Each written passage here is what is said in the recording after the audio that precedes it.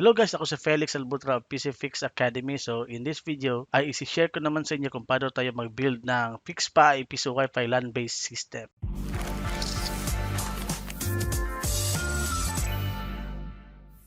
Ito yung bagong trending na Piso Wi-Fi system. Step 1 is prepare the necessary devices. So ang mga gagamitin natin ng mga devices are Roigi RGAW 1200G Pro. And open natin yung official na page ng FixPi para ma-download natin itong dalawa, yung OpenWRT firmware at saka yung FixPi image. Dapat nakabili na rin tayo ng FixPi license key. Ang number 5 is custom board para sa FixPi, whether it's LAN-based or wireless. So in our case, ang isi-share natin is yung LAN-based. Tapos yung Node MCU. Next is coin slot, power supply, at lead, coin slot, tapos yung box mo. Okay? Once na-prepare mo na yung mga necessary devices, proceed na tayo dito sa step 2. Dito sa step 2, ang gagawin natin is i-flash natin yung OpenWRT firmware inside our Roigi router. So to do this, salpak mo lang yung Roigi router LAN port 1 directly sa yung LAN port ng inyong computer. So, tapos ko lang isalpak, punta agad tayo sa ating paboritong browser at i-type natin yung 192.168.110.1. So, ito yung makikita natin guys. Proceed lang tayo. Tapos, gumawa lang tayo ng basic configuration like putting the Wi-Fi password. You can also create your SSID. Anyway, it doesn't matter kasi i-flash naman natin yung router. So, you want to set the password? Okay. Tapos, any password you want. And, check nyo lang itong same as Wi-Fi password. Click next. Tapos, wait nyo lang matapos yung configuration. Wait lang natin yung matapos ang configuration. So, operation succeeded. Connect the following Wi-Fi. Tapos, finish. Yun. Click yung finish. Skip lang natin yung IoT Wi-Fi setup. Once na matapos yung configuration natin, yung basic configuration, punta naman tayo dito sa main dashboard, tapos click natin yung more button sa upper right ng page. Ito, more button, tapos at hanapin natin yung system located sa lower left ng page at saka click natin yung upgrade.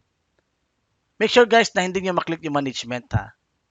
Okay, so dito tayo sa upgrade, tapos dito local upgrade. Okay, dito sa local upgrade guys, may makikita tayo dito na browse button. Click natin yan. Okay, hanapin mo lang yung di-download natin na OpenWRT bin file. Okay, so dito. Flash lang natin. Pag wala kayong makita, all files, tapos makita natin yung OpenWRT na firmware or bin file. Click natin tong open. Yan. Tapos, once na browse, upload. Wait natin. The file is uploaded. Click OK to start upgrade. Keep the device powered during upgrade. Okay. Wait lang natin. Malalaman mo naman kung tapos na mag-restart ang iyong router kasi dito sa network connections mo, yung internet is bumabalik yung connection. So, hindi na siya nag-e-X. So, in this moment, nag-identifying ng ating network. Wait natin ito matapos. Okay, so, na-connect na. Meron na tayo unidentified network. Proceed na tayo sa next natin na procedure. Once na matapos na mag-restart ang ating router, make sure na may supply ng internet ang uplink port ng router natin. So, yung uplink port, yung yellow, salpakan natin ng UTP cable na may internet connection. Next step is flash Fixify images. Okay? Ang next natin gagawin is type natin sa ating browser ang 192.168.1.1. Tama? Okay? Ito yung login page ng OpenWRT firmware. Yung username is root, password is blank. Proceed tayo sa login button. Okay? Once nakapasok na tayo sa OpenWRT dashboard, punta tayo sa system at dito sa baba, my backup slash flash firmware. Click natin to. Okay. Dito sa pinakababa, may makikita tayong flash new firmware image. Nasa ano po natin to sa ating layout, sa ating outline. Tapos, click natin tong flash image. Tapos, may magpa-pop up na uploading files.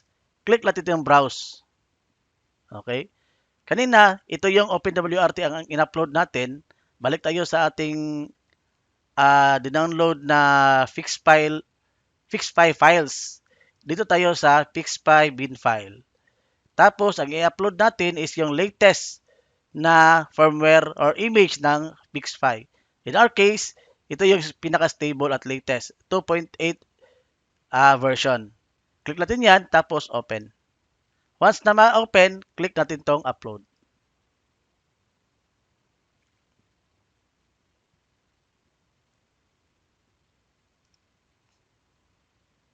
Okay? So, may paalala tayo guys. Dito, after the uploading process, uncheck the keep settings. So, uncheck natin to. Keep settings. Uncheck ha. Uncheck. And ito, check natin tong box ng force upgrade. Check natin to. Back sa baba. The rest is wala ka nang gagawin. Tapos, continue. Okay? Do not power off the device. In this moment, ay hintayin lang natin matapos ang flashing process. Once na matapos yung pag-flash, automatic na magre-restart yung ating router. Malalaman mo naman na nagre-reboot na yung router kasi itong Ethernet network connection natin is mag-e-X. Tapos, pag-restart niya, identifying na yung indicator. Tapos, dito may network 38 na. Dito natin makikita na nagre-restart or nagre-reboot na ngayong ating system. So, please wait. Just in case guys na hindi niyo ito makikita na page during the loading period, puntahan natin dito sa ating IP address ang page. Type natin ang 10.0.0.1. Enter. Okay, so ito yung makikita natin. Once nakapunta tayo dito, click natin itong generate bind code. Okay, so save natin to. Click natin. Dyan lang yan. Next is, i-bind natin yung fixpy license at saka yung ito, bind code. Ang next natin gagawin is open your fixpy account. Sign in. Lagyan tayo dito sa ating fixpy dashboard. Click natin itong router. Tapos, bind router. Dito, ilalagay natin yung gusto nating pangalan ng ating router. So, in our case, specifics Phi router 1. Kasi, first router to.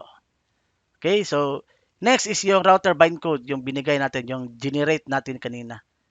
Okay, na-generate natin dito. Okay, tapos, punta tayo dito sa router bind code. Copy natin to. Open sa tab para hindi tayo makaalis dito. Tapos, punta tayo sa license key. May nabili na tayo na license key. Dapat, available yung status ng ating license key na ating gagamitin. Then, copy the code. Punta tayo dito sa license key na form. Paste natin dito at bind. Okay, success ng bind. Okay, yun. May success na. Dito, refresh natin to. Tapos, check activation. Okay, activated na. And voila! Dito na tayo sa ating fixpy portal. Okay, insert coin. Tadang! Maaari na kayong maghulog ng barya. Hintayin na mag-credit ang oras at pindutin ang Go Okay. Online. So, yun lang. So, next natin gagawin is i-babay naman natin yung ating coin slot sa ating fixpy firmware. Okay, so, andito na tayo sa ating step number 4. Okay, so, andito na tayo sa ating step number 4. Step number 4 is binding coin slot. Okay, so paano natin to i-bind? So, dapat i-prepare natin tong Node MCU natin, ito, 8266 na module. Next is ang ating custom board, compatible sa ating Node MCU 8266 module. Tapos, since LAN-based yung ating gagawin, is dapat may salpakan din siya ng ating LAN module. So, may dalawang uri ng LAN module tayo sa ating piso Wi-Fi, sa ating piso Wi-Fi system. Usually, itong mahaba at saka yung iba, yung medyo hindi kahabaan, yung maliit lang, yung dito. Yan, so wala akong sample dito. So ang kagandahan ng custom board natin guys, ito ay from Caltech Computers. Compatible ito sa dalawang klaseng LAN module. Yung mahaba, lagay natin dito, salpak. So sa salpakan niya, dito. Salpak mo lang dyan.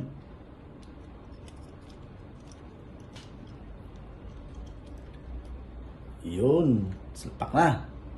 At saka yung maliit, dito lang isasalpak yun. Dito banda. Okay? So, in our case, salpak natin tong module na mahaba. Kasi yun lang ang meron tayo ngayon. Salpak. Make sure na hindi mabibend yung natin, pins dito. Tapos may pala siya dito, nilagyan ko ng tape para hindi siya lumahos. Next is, pa-flash natin tong ating Node MCU 8266 module. So, dapat may nakahanda kang ganito. Micro USB yung kabilang dulo at saka USB naman yung kabilang dulo. So, salpak natin dito. Lagay natin sa ating itong kabilang dulo, salpak natin sa ating USB port sa ating computer. Okay, so nasalpak na natin yung ating Node MCU sa ating computer. Ang next natin gagawin is ito. Change the communication port of your Node MCU to COM30. Paano natin gawin 'yon? So, search natin itong device manager ng ating computer. Sa device manager ng ating computer, punta tayo dito sa ports, COM and LPT. Double-click natin yan. Itong USB serial CH340, itong USB serial CH340, nasa COM7 siya. So, hindi ito matidetect ng ating system during the flashing. So, ang gagawin natin itong COM30. Gagawin natin COM30. So, right-click, properties, port settings, dito tayo sa advanced, itong COM port number, lagay natin sa 30. Tapos, okay. Okay. Okay. Yun. COM30 na. Yung ating USB serial. Next natin gagawin is i-flash natin yung firmware. So, punta tayo dito sa fixed file folder na dinownload natin. So, ang gagawin natin since LAN-based tayo, dito tayo sa LAN-based. Okay? D4, D8. Itong D4 at D8 guys, yung mga default na pins ng ating mga custom board. So, pag yung custom board natin is naka D6 at D7, hindi to pwede. Dito tayo sa D6, D7. Okay? So, since LAN-based tayo, mostly sa LAN-based is naka D4 at D8 na pin. So, open natin to. LAN-based, D4, D8, tapos ito. Yun. So, antayin natin matapos yung process, then salpak natin yung yung Node MCU sa ating custom board. Okay. So, tapos na at press any key. Okay. So, hugutin natin yung ating Node MCU sa ating computer. Tapos ating mahugot, salpak natin to Node MCU sa ating custom board. Okay, make sure na yung USB port at saka yung micro USB naka-align. Okay, so ganyan. Next natin gagawin is salpak natin itong LAN port. Salpak natin itong UTP cable sa LAN port ng ating system, ating custom board. Tapos itong 12 volts sa power supply. Yan. Tapos, itong wire, ito tatlong wire na to, ito yung connected sa ating coin slot. Ito, dito, yung 12 volts, tsaka yung black, at tsaka yung red, at tsaka white. Black, red, and white. Yan. Once na nag-boot up na ang ating custom board, make sure na itong LAN port, iilaw itong dalawa, at tsaka yung isa na nagbi-blink. Meaning, connected silang dalawa.